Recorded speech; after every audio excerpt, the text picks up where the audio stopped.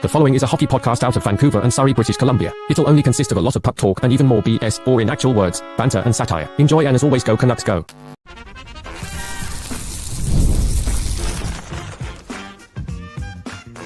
You're Locked On Canucks, your daily podcast on the Vancouver Canucks. Part of the Locked On Podcast Network, your team every day. Man, oh man, being a Canucks fan has me just mesmerized, baby.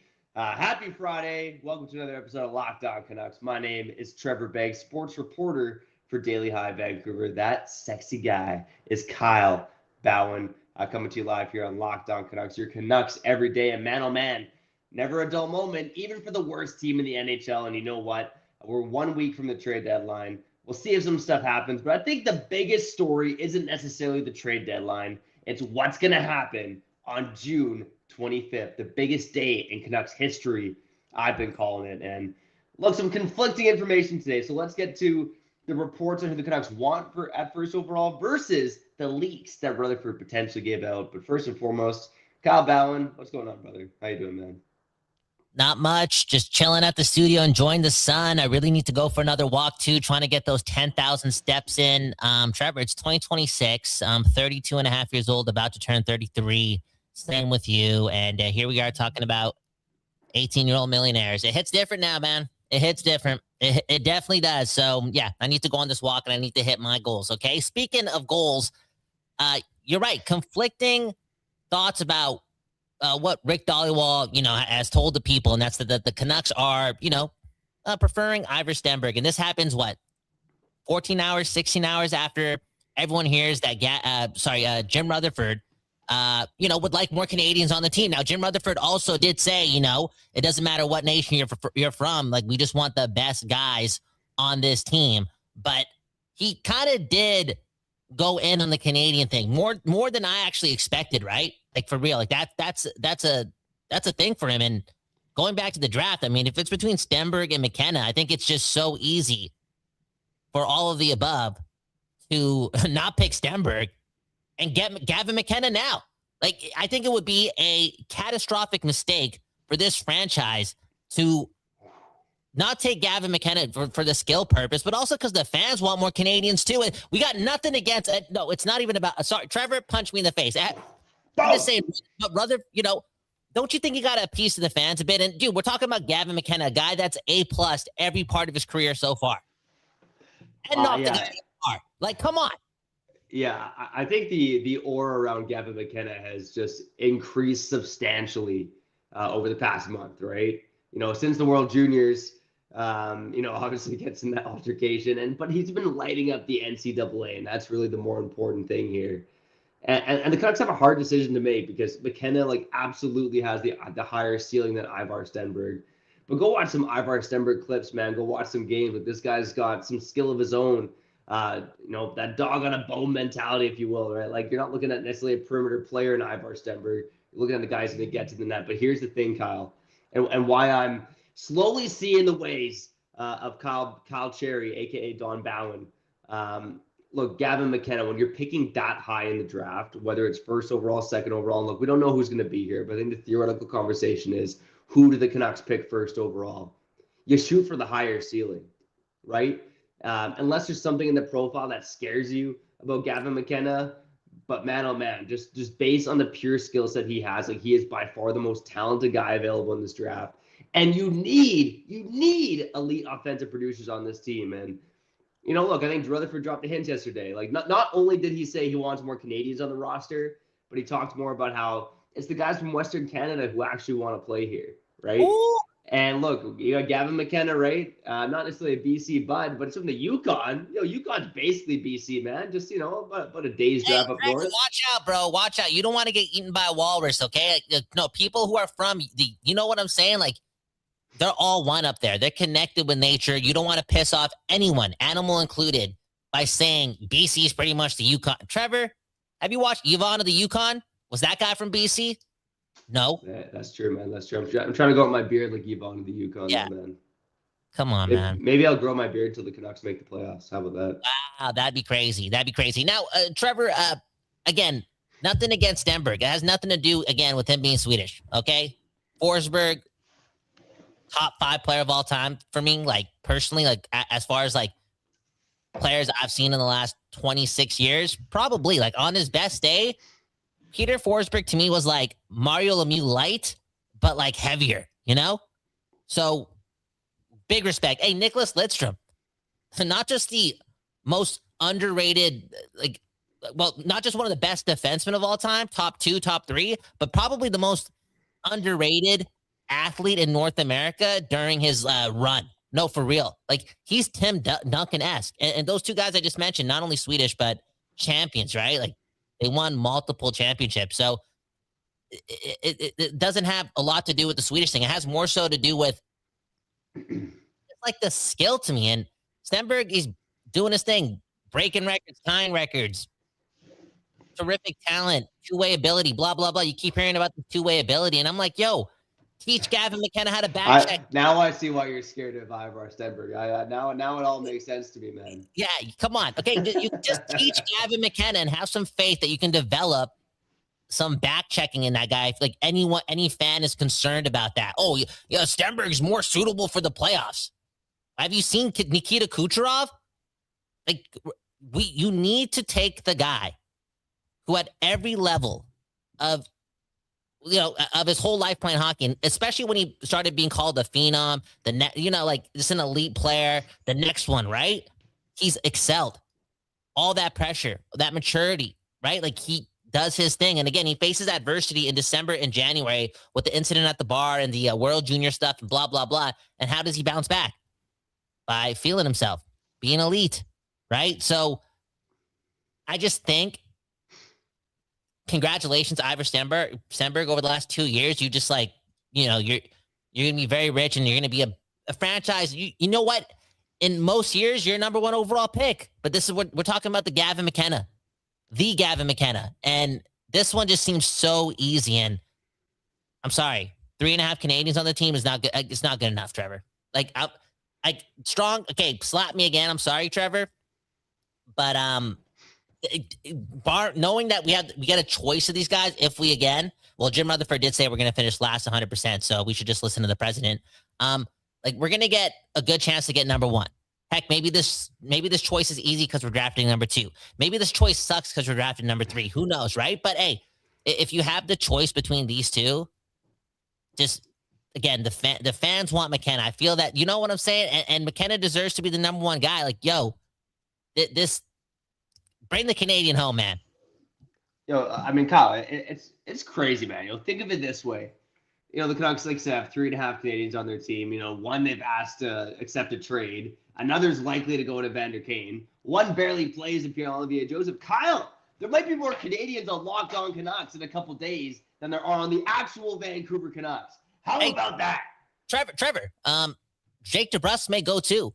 And POJ may get traded. Like, you never know. The Canucks could have 0 Canadians by the trade deadline. Like, there's a 5% chance of that. Like, come on. Trevor, somebody's going to find me and destroy me for saying that. Some Swedish guy. I'm just saying, look at me. As somebody who looks so Canadian, it'd be nice to just want some Canadians on this team, bro. Like, especially at the top of the pecking order, because I don't know. I know they didn't win the gold medal, but Canadians win championships. They win Stanley Cups. I'm sorry. More often than not, they care a little bit more because it's hockey. Yeah, it's hockey. Kyle, maybe on the other side, we'll make it up to Sweden, because Sweden's been good to the Vancouver Canucks. Let's say 3 nice things about Sweden on the other side. But I do want to point this out before we do get to the other side, and that's, as much as Jim Rutherford might say we love Canadians, and you could take that verbiage to, I want to draft a Canadian first overall if it comes down to McKenna versus Stenberg. Jim Rutherford is not the one calling the shots at the draft table, right? Like, this is a guy who is truly delegating to Patrick Allvin and the rest of the team. And, a Swedish GM and Patrick Allvin, this guy's been a scouting director before, and I'm not saying he's going to pull a betting. But I think it's going to take someone really slamming their fist at the draft table, right? Like, much like Thomas Gradin slammed his fist at the draft table and said, you guys have to pick Pettersson when they almost took Cody Glass, right? It's going to take someone like that someone with, enough passion and enough respect at that draft table for the Vancouver Canucks. But right now, if that doesn't exist, it would not shock me if this organization took Ivar Stenberg. He's the safer pick. You got the Swedish GM, a lot of Swedish ties to this organization. I'm not going to sit here and be disappointed about it. Like, Kyle, I think you're going to kick yourself in the nuts, man. Don't rupture a testicle, man. That's happened in Vancouver before. But I'm just telling Canucks fans right now, if they get number one, at this juncture at least, do not be surprised if they pick Ivar Stenberg. That would not shock me in the slightest. I'm not gonna hate like that. Like, maybe I'll feel patriotic for 10 hours or something like that. But I know Stenberg there's a reason why we're having this conversation, right? It's because he's making history too. We just talked about Peter Forsberg, like Henrik Daniels. He's doing his thing up there. Stenberg he just won a gold medal at the World Junior Championships too, if I'm correct. I think, he was a big part of that team. Yeah, and they hadn't won gold in a long time. There's a reason, because he's damn good too. But I think we just start this rebuild with the Canadian. If we get the number one overall pick, and it's no, scratch that. I'm sorry. It's Gavin McKenna, man. You know what I'm saying? This guy's. I appreciate the fact that he's been able to back it up. When all the pressure has been on him to pan out. And also, Trevor, it's ironic, right? 10 years after we drafted Pettersson, was it 10 years or 9 years? 9 years? Do the math. 2017, 9 years, yeah. Okay, so right now, Cody Glass in a couple of less games has the same amount of goals as Elias Pettersson this season. That's what did they say? That's meatball for thoughts, okay? Yeah, and I think maybe as we end off the show, because, it's about 24 hours old now as we record this, maybe our favorite moments from the Rutherford presser, but I'll say one right now. Him just flat out saying Pettersson is not a cornerstone piece, and why the hell would he say that? That was probably one of my favorite points of the interview. All right, Kyle, on the other side, let's get to the latest news and notes surrounding the Vancouver Canucks. I also want to talk about getting fingers up the butt. What? That's coming up next on Locked On Canucks. Kyle, I know the Doer app, but if you could look up any other ads, that'd be great. All right, we'll be back on the other side of Locked On Canucks. I guess shout out Doer right now, Trevor. There we go, man. Let's shout out our friends over at Doer. Doer the Doer, baby. That's why I'm feeling good on a Friday. And, these Doer jeans, they got 5 times the stretch of traditional denim. That's why I can drink this old male baby and rock the Doer as well. Don't worry, I go for the long walks in my Doer too, because, these are, again, the world's most comfiest jeans. Come on, if you're 32 and a half years old like Kyle and I, you've worn a lot of jeans in your life. These jeans, I'm telling you, they'll change your life. All right, of course, 5 times the stretch of traditional denim. The Cool Max energy as well, that keeps you regulated below the belt in terms of that temperature, because no one wants to be too hot or too cold below the belt. Trust me, you're going to love Doer as much as Kyle Bhawan and Trevor Beggs. And you can check out Doer here in Vancouver at 1757 West 4th Avenue, or also don't forget the promo code 15% off in store. You can also check them out online at doer.ca/LockedOnCanucks. You can also get 15% off there. That's DUER.ca/LockedOnCanucks. Shout out to Indeed. Oh, man, our friends at Indeed, okay? Workplace chaos, deadlines coming up, and sometimes you just don't even have the right person in place to get the job done. And that's why you got to use Indeed sponsored jobs. Look at this, man. In the few seconds I've been talking about, by the time this ad's done, I'll say, Indeed, companies that use Indeed have made 27 hires in 1 minute. And that's according to Indeed worldwide data. They're the GOAT of finding jobs and, finding jobs both as an employee and an employer. So Indeed is the place you got to go. Based out of Ireland too, man. Shout out to Ireland. So Indeed, the place you got to go. Put your resume on Indeed. Employers, go use Indeed. And guess what? If you are an employer, you'll get a $75 sponsored job credit using Indeed sponsored jobs at Indeed.com/podcast. Go check them out on Indeed.com/podcast and say you heard about Indeed on this very podcast, Locked On Canucks. Indeed.com/podcast. Terms and conditions apply. Go check them out. Indeed.com/podcast.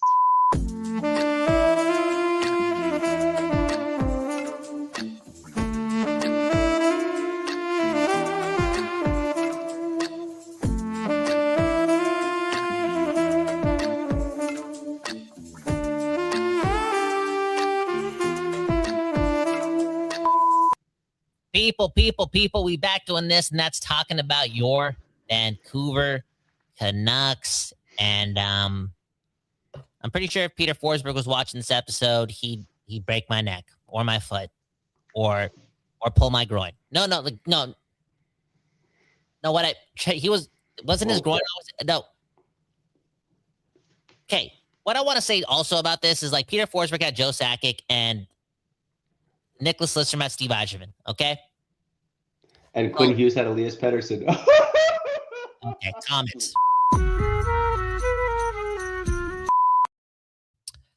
Man, oh man. Trevor.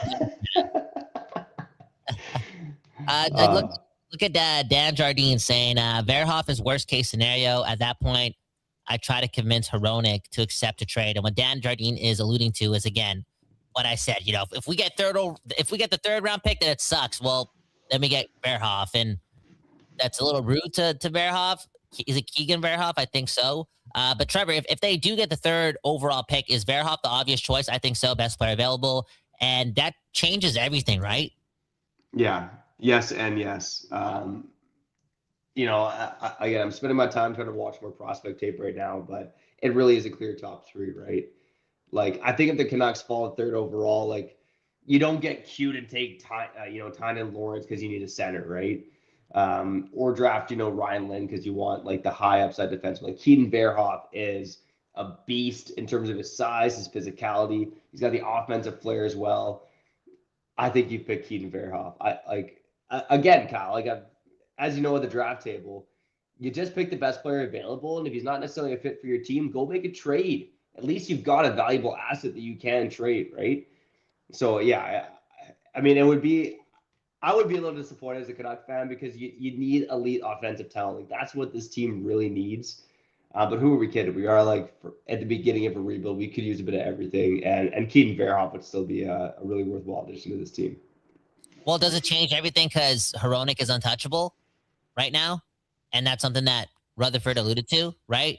Like, you get Verhoff, and does one of Willander, Hronek, Valentino Martini, baby. No, you're talking about like making a pivotal, like a trade that's gonna bring offense, right? Like bring someone to the front, like have a potential lane to get some elite talent up front. It's like one of those guys are getting traded. 100%. I don't necessarily think so. At least not this year, right? But it opens it up. Or the next year. Like, think about it, man. Like, you don't want to just give Tom Willander and Keaton Verhoff like the top pairing minutes. You want them to be ready and earn that away from a guy like Philip Hronek, and that's going to take a long time. Like, Willander's obviously going to be closer, but I mean, look, I see some comments too about like if you draft Verhoff, you trade Hronek. I don't think that's necessarily the case. Like, I do think in a rebuild, you do want a veteran to push the young guys, and a guy like Hronek is really going to push those guys to be better. 100%, but another most valuable asset. Blah, blah, blah. And in 24 months, like is Hronek there? Like long term, is Hronek the captain? You know what I'm trying to say? I think it like really makes them think. Like, do you name Hronek the captain then if he's like probably expendable in a couple of years? Like little things like that, or is like. Well, can you have like 3 right-handed defensemen in 4 years making $9 million? Eight, no, you really can't, right? It's the Horvat Pettersson Miller thing all over again. Yeah, it's big, and I don't know, Trevor. I will cry if the Canucks pick third overall this year after the year we just had. No, and I'm gonna cry. Like that's it. That's the day where I tell myself like I'm probably stop doing Locked On Canucks because I need to take like a couple of years off this team. No, for real. Because even next year, it's like Dupont or whatever, right? Like, that's great. Or Dumont, whatever this guy's name is. And it's like, when are we going to get some, like, talent up front? Like, no, for real. Like, this is a big year for the Canucks to get the top 2 pick. Like, it's pretty, because next year, because, like, Dumont, what's his name? Jean-Pierre Dumont? Landon Dupont. Olivier Dupont, Landon Dupont. Yeah. Like, he's the clear cut. Right now, he's mainstream is saying, and the propaganda is saying, he's the guy. He's the guy, number 1 overall pick, boom, bam. Right? So it's kind of easy to pick the defenseman there. Like, the only reason I'm complaining about Verhoff right now so much is because, Stenberg and McKenna have gotten that limelight for a long time, especially McKenna. So I just want the easy choice, you know? And yeah, I don't know. I think if the Canucks get the 3rd overall pick, they might trade down. Man, that's a crazy spot to trade. Like, I'm curious what you would get for that, right? Like, last year there's a 12th overall pick, right? The one that the Canucks traded away. You dumbasses! The 12th overall pick that got traded for 2 late first-round picks. It was Pittsburgh drafted a couple guys there. I want to say it was like 19th and 24th or something. I mean, like, that's good value, right? But trading the 3rd overall pick, man, oh man, like, I would be curious to see what the Canucks could get for that. But look, make no mistake, and we talked about it at the top of the show, the toughest choice is 1st overall. Once 1st overall is gone, 2nd and 3rd are pretty easy, and then it starts to be a bit more of an interesting draft. But yeah, we'll see. Again, I think I'm hoping for McKenna. I won't be disappointed about Stenberg. Unlike you, Kyle, I don't know why you hate everyone outside of Canadians. You're just too Canadian, man. You're too Canadian. Something happened. I don't know what happened. I'm just. No, let's say 3 days Sweden. Okay, 3 nice things about Sweden. I don't know if you muted yourself by accident. I can barely hear you, but no, what Swedish people are the nicest people ever. They're so low maintenance. Like they just they live off of like being calm, not assuming, being stoic. I had this like one little book at the Burnaby Gardens that like I think it was called Lagoon or something. I don't know, something about like some Swedish philosophy that kind of actually aligns with how I view life. But 3 great things out of Sweden. I don't know, like I've never actually had Swedish food, so I can't really say that. IKEA, is that a discriminatory thing to say if I say IKEA? No, if you enjoy IKEA, I mean, it makes all the sense in the world. Everyone enjoys IKEA. For real. No? I love IKEA, man. I got some great IKEA stories. They're not safe for this podcast though. Okay. All right. I'll say one thing I love about Sweden, and that was, I guess it's more of a story, but the people are very nice. Every Swedish person has been very nice. I think I'll tell one funny Swedish story before we get out of here. So I was in Australia when I was with my buddy last night in Australia. I was married at the time, and we met these Swedish girls, and I told them I was married, and they were like, "How old are you?" And I think at the time I was like 26, and they're like, "No one in Sweden gets married under the age of 30." Like basically, like, what's wrong with you? Yeah, man, they were very nice about it. But wow, yeah, the Swedes, man, young, wild, and free. That's a lie, though. Elias Pettersson just got married. I'm telling you what 2 girls told me in Australia that said they were Swedish. So I mean, I have not done a deep dive research on this, but I found that interesting. Yeah. I'm assuming, they were disappointed that you were married. Remember, Pettersson makes $11.6 million a year, and like you found a bombshell, man. Like, why wouldn't he get married? Well, yeah, I guess, because marriage is the best. Like, I can't wait to go home to my wife every day. Like, I can't wait to just work 14 hours and then, like, go home to my wife. Yeah, all right, man. I can't wait to get those texts, Trevor. When you coming home? Yeah, I can't wait. That's gonna be the greatest time of my life. When you coming home? Thanks. Yeah, I mean, look, for in case my audio is not as good as normal, or for those who haven't noticed, like I'm not home right now, so I'm recording off of my phone, and I got a FaceTime from my wife. It knocked me off the call. I was like, what the hell is going on here? Yeah, that's what you have to look forward to, man. Yeah, there you go.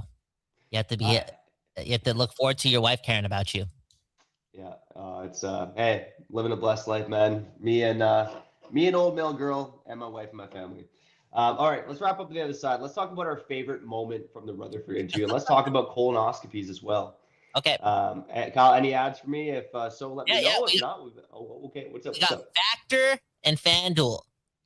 So, all right, let's do it. You did the FanDuel one. I'll read the Factor one because you probably okay. Well, hey, everyone just got a sneak peek of how things are done in the world of YouTube broadcasting, podcasting, show. Yeah. All right. Okay.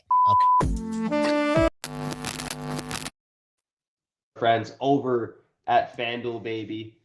You know the deal. NBA Finals. If you want a trip to the NBA Finals, FanDuel's got you covered, man. Flights, tickets, hotels, the whole shebang. All you got to do is go check out FanDuel and place. Use your profit boost to place a bet on an NBA future, and you'll get entered for a chance to win a bada bing, a bada boom. And man, oh man, I'm going to shout out my spicy future bet on the NHL for the playoff picture, and that was Macklin Celebrini, keeper the Reefer Sherwood, and the San Jose Sharks making the playoffs. Right now they're plus 200, and who the hell do you trust in the Pacific Division? The Kraken, who the Canucks played tomorrow, have come out of the gate, looked like dog crap, no pun intended. The LA Kings, they've been slumping out of the gate. I mean, the Edmonton Oilers have more Swiss cheese in net.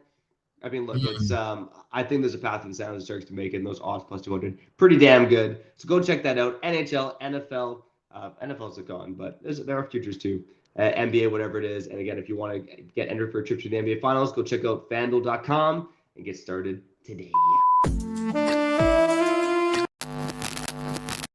Today's episode is also brought to you by Factor, and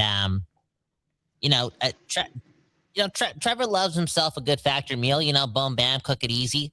A busy guy. Boom, all the groceries are there, right? But Trevor also likes to cook, so I'm more of the Factor guy. I don't know if I love grocery shopping. Anyways, cold days, packed schedules, and big goals. That's winter. That's life. That's Canada. And what's there when there's not a lot of time to cook? Eating well can feel like another thing to do on the list. That's where Factor comes in. Factor makes healthy eating easy with fully prepared meals designed by dietitians and crafted by chefs. Wow. Trevor's a chef, so maybe Trevor's can work for Factor. And again, you can eat all of this without planning, prepping, or cooking.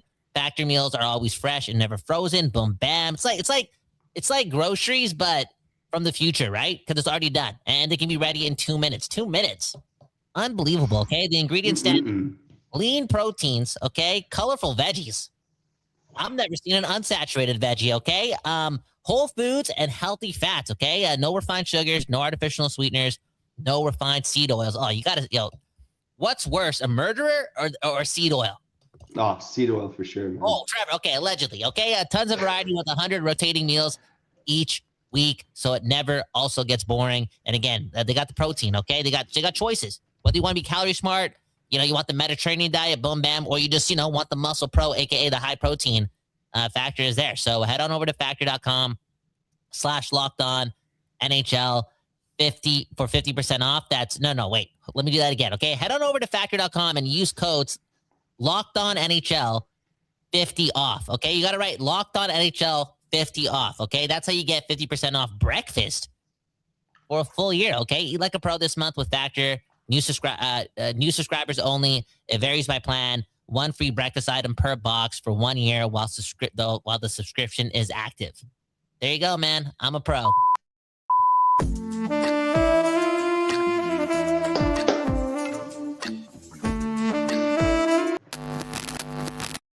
People, we back doing this, and that's talking about your Vancouver Canucks. My webcam's tripping out right now. That being said, I'm not tripping out when I say this statement. Jim Rutherford is he's entertaining. It's nothing new, right? In fact, Jim Rutherford is old. That's like every single time he speaks, I'm like, yo, why is he saying that? Then I'm like, oh yeah, he doesn't give a puck. Like he's swinging all the time, right? Like he has nothing to lose, right? Champion, how old is this guy? 84? Yeah, I think he's actually 97. No, how old is he really? Like, I don't want to be... He's 77. 77 years old. And, I don't know, man. Every time he speaks, it's must listen to, and it's laughable sometimes because, man, oh, man, he calls out his players. And, him saying no immediately when being asked about Elias Pettersson being a big part of the future, or, like that being a guarantee is, again... entertaining, but also calling out his players. And I don't know how much time I have for that anymore. Like in the beginning, it was cool and fun, and it's like accountability. We got to win. But right now, I'm like, I don't know if that's how you want to talk about a Mr. 11.6. If you want to get the most, not just out of him on the ice, but if you want to trade this guy. Like the immediate no was like, bro, this is like a live stream or something, right? Like you gotta, Trevor. Am I not right on that? It's like you don't talk about Pettersson. Don't talk any garbage about him on record. I think I'd like to see Jim Rutherford, maybe read a sales book in the offseason, I know he's not going to because he's 77 years old, but the smart thing to do would be to go out there and gas up your guys. Right? Yeah. And he gassed up Filip Hronek and said, we're absolutely not trading him. And hey, maybe if they trade Filip Hronek and they pull a 180 on us, man, oh man, I will. I don't know what I'll do, but I'll be damned, man. I'll be amazed. I will try to kiss my own butt is what I'll try to do. Okay. So remember that one. So, yeah. I mean, look, him kind of roasting Elias Pettersson, although he did it subtly. Like, he talked about his defensive game and the growth there and how he thinks he's going to bounce back. Like, it was like a little PR-ish from what we've heard from Rutherford in the past. But just it was the way he was asked the question, really, is Elias Pettersson? It's just the time you say Elias Pettersson's a cornerstone piece. Like, hey, credit to John Shannon and Darren Millard. That was John Shannon who asked the question because they knew that he was obviously going to say no. Like, it's going to be a good answer either way. I don't think they did. I think he just said no. Why would Jim Rutherford call Elias Pettersson a cornerstone piece? Because you're trying to hype him up. Like you know how he said the no, and then right away he's like, yeah, we're proud of him. He worked hard last summer. He's got stuff to improve on, but he did his sit-ups last summer. Thank you. Right? He did his squats. Thank you. Then he's talking about how he's just like, they need him to score more, but he's a two-way guy. He plays against the best players and he does a good job. All this stuff. It's like, okay, just say that part. Like, just say that part. Don't say the no. Like, Trevor, I keep saying this, man. And no, it's the truth. Nobody is trading for Elias Pettersson and taking on that whole contract. The Canucks are going to have to bite. Why? Because why would any team want to trade for a guy that's not even a cornerstone player when he's one of the most richest players in hockey right now? You're not doing that. And honestly speaking, the fact that he can say no so quickly it's obvious. They're still so disappointed in Elias Pettersson. They're so disappointed in his preparation. They're so disappointed in like everything about this guy. And yeah, like pat on the back. Thanks for winning faceoffs and blocking shots and playing against McDavid and whatever. And it's like, okay, he's doing a good job. It's like the Canucks are last place. Nobody's doing a good job. Okay. And Elias Pettersson doesn't have a Selke mixtape available this year. You could block some shots. Okay. Michael Del Zotto one time led the league in hits. Like, just relax there a bit. But I just told you Cody Glass has the same amount of goals as Elias Pettersson. It's 20. Yeah, they're not happy with Elias, and they're so not happy with him or content with him that it's so hard for this guy not to shit on him. And you got us like Jim Rutherford, Trevor, like, again, entertaining. He gave us the Canadian ammo too. Like, it's cool because he's a fan of the Canucks and he's proud to like lead this team and he loves the passion and stuff. But I'm like, yo, just for like business purposes, like calm down a bit. No, for real, he creates his own problems. And Trevor, like, he should not be let off the hook for the Quinn Hughes trade. He's the one that made it. He didn't rebuttal against Bill Guerin's offer. And oh yeah, he probably accelerated the trade or made Quinn Hughes feel away because he's the one that opened his mouth about the Hughes thing, the Hughes brother thing. It's like, yo, just relax. Like, if you want to have those conversations because you know the details, just stop. Don't give ammo to the people. Like, stop it. We know the team sucks. We know like the Elias Pettersson may not be a cornerstone piece, but if you're trying to dangle this guy and get the most out of these guys off the ice, then do a better PR campaign for your guys. Yeah, I do think he really tried too. I think that's the sad part. Like, when he was asked this question about, like, are you a cornerstone piece? He's like, no, but he's been maybe a bit fairly judged, and sure, we'd like to see more offense, but he'd get back. Like, I think Jim Rutherford did try his best on that one, but you're right. I think he's at the point where there's a level of I don't give an F in his answers as well, even when he is trying. Kyle, before we get out of here, I want to say my favorite point of the interview. It was the moment when Jim Rutherford said, "We've found the answer on Thatcher Demko. And this is the time. It's all going to be figured out." And then they asked him to explain. He's like, "I'm not a doctor. I don't know." Yo, the Canucks. I heard that. Oh man, the Canucks need to clean house. The Canucks need to clean house. Everyone's got to go. Like, I'm so. Yeah. Anyway, Trevor, can we just play What the Fuck? I thought this was a Canucks show. Ito, this WIS a Canucks show. Okay, this is the part of the show where we don't talk about the Canucks and we talk about other hockey things. And yeah, Quinn Hughes, gonna be on SNL. Gonna be on SNL this weekend, and it's not a big deal. Like, who cares, right? Like, I don't even watch SNL. I'm not gonna it's funny. I'm just saying, I'm not gonna exaggerate this, right? But at the same time, it's another reason for me to believe that the Canucks could have got more, and the Quinn Hughes trade, and it's Quinn Hughes. All in all, if they waited and they were more strict with their negotiations and didn't trade him in a week or whatever like that, and created a bidding war, and waited till he was again the face of hockey, they could have gotten more. And I'll die on that. And Trevor's getting a lot of slack online on TikTok, bro. People going after you for your take, saying the same shit. They could have got more, but man, oh man, this is proof. Quinn Hughes, he's sexy right now. You know what I'm saying? On and off the ice, the value obviously goes up. People buy their take. It's Quinn Hughes. He's marketable. Yeah. So the Canucks messed up here, and that's how we all got to pray to the hockey gods that we get the first overall pick, because more so than ever, we need it. Yeah, we might need a few of them, Kyle. Might need to go Edmonton Oilers here and get a couple in a row. Not that that's necessarily helped them, but at least not in the basement of the NHL. Kyle, what do you think is more likely?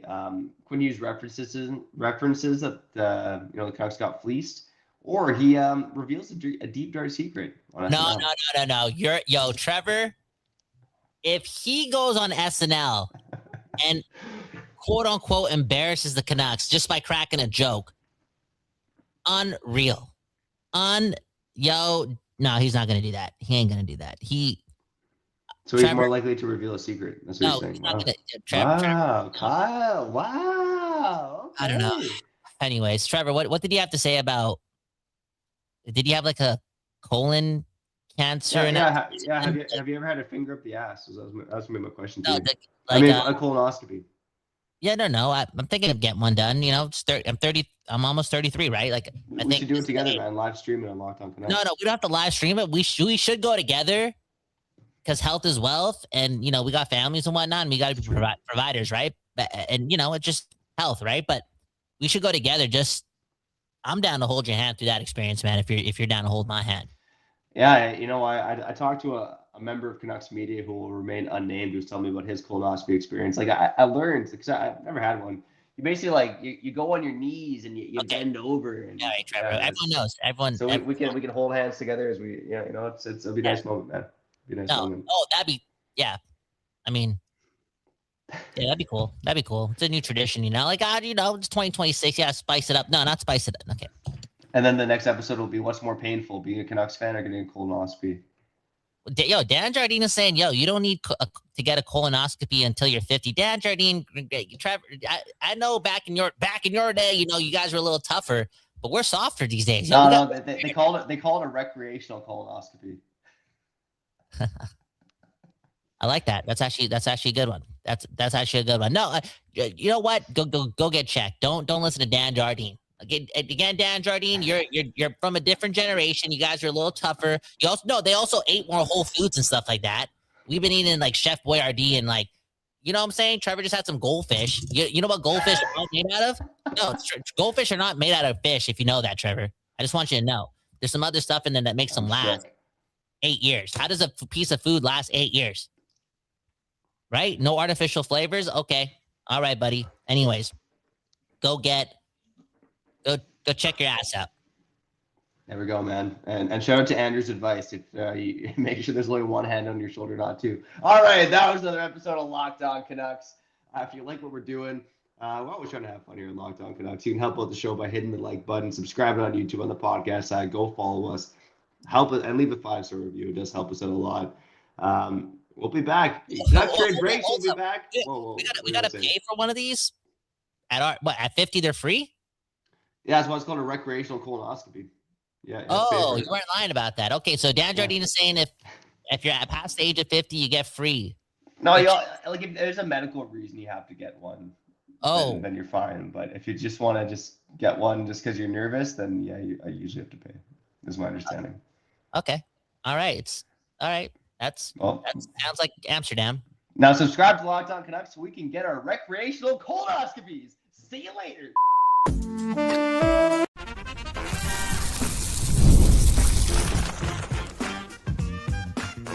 Your Locked On Canucks, your daily podcast on the Vancouver Canucks. Part of the Locked On Podcast Network, your team every day.